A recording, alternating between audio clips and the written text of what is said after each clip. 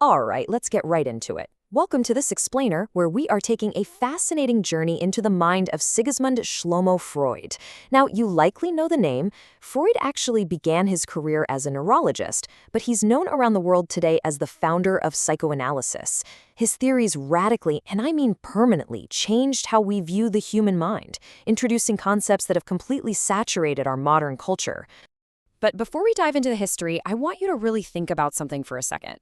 Who actually controls your everyday decisions? Are you truly in charge of the choices you make when you wake up, when you're chatting with your boss, or when you pick a partner?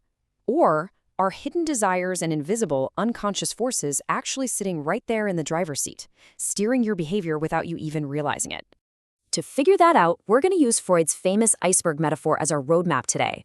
First up, the man above the water, looking at his origins. Then, diving under for the mind's structure. After that, the murky depths of childhood development. And finally, resurfacing to examine his lasting legacy. Okay, part 1, the man above the water, Freud's origins. Born in 1856 in what is now the Czech Republic, Freud didn't just stumble into psychology. As a neurologist, his deep fascination with the nervous system is what ultimately birthed this totally new discipline of psychoanalysis. To really get Freud, you have to look at his own family dynamics, which were pretty intensely contrasting. Picture this. He had a strict, much older father with whom he shared a pretty distant, complex relationship. But on the flip side, he had a highly attached, deeply emotional bond with his significantly younger mother. And look, this isn't just historical trivia. This direct childhood experience literally seeded his most famous theories. It cemented his core belief that our earliest childhood relationships directly dictate the architecture of our adult minds. Moving on to part 2, diving under, structure of the mind. Let's slip below the surface of conscious thought and explore exactly how Freud categorized our mental landscape. This brings us to his absolute most famous concept, the iceberg metaphor. At the very top, just peeking above the water, is the conscious mind. This is your current awareness, the stuff you are actively processing right this second. Just below that surface is the preconscious. That holds the memories you aren't thinking about right now but could easily pull up if you tried. But then, there's the unconscious. Just like a real iceberg, the vast majority of our mind is hidden deep underwater. This massive space is packed with suppressed desires, fears, and primal instincts. And according to Freud, this hidden realm is the actual driver of our daily behavior. So, how does this shape our personality? Well, Freud divided the personality into 3 warring factions. First is the id. Present right from birth, it's completely unconscious and runs entirely on the pleasure principle. It wants immediate satisfaction. It's hungry, it wants food now. Next, developing around age 5, is the superego. Think of this as your strict moral system. Based on societal values, it constantly demands perfection and is incredibly good at generating guilt.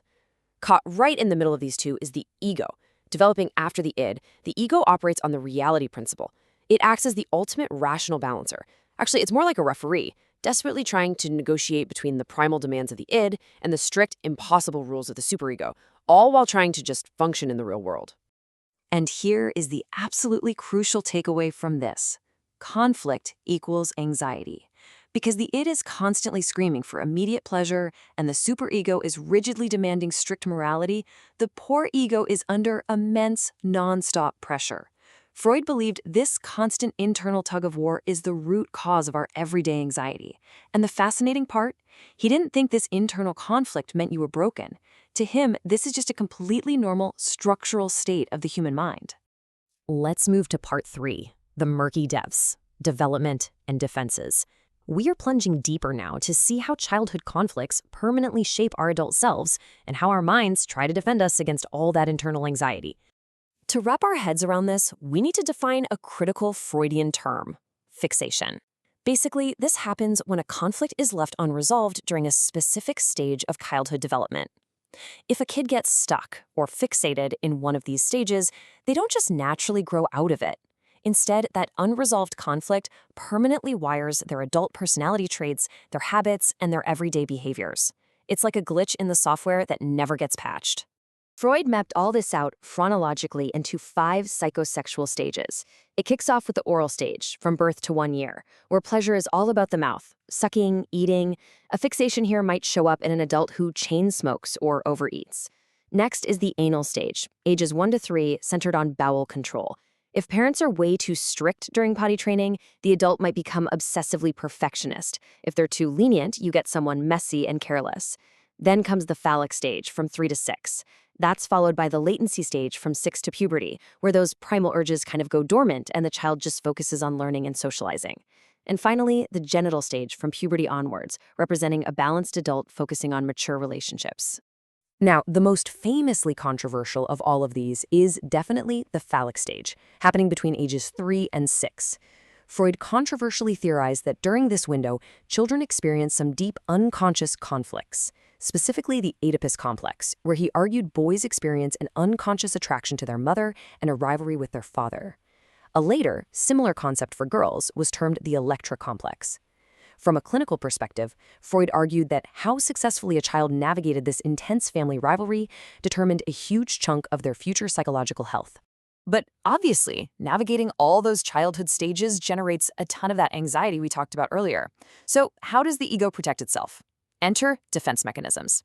These are unconscious strategies we all use every single day. For instance, repression just shoves unacceptable thoughts right down into the hidden unconscious. Denial is flat out refusing to accept reality. Projection is taking your own uncomfortable feelings and pinning them on someone else. Then there's displacement, like yelling at your dog just because you're mad at your boss. Come on, we've all been guilty of that one. Regression is sliding back into childlike behavior.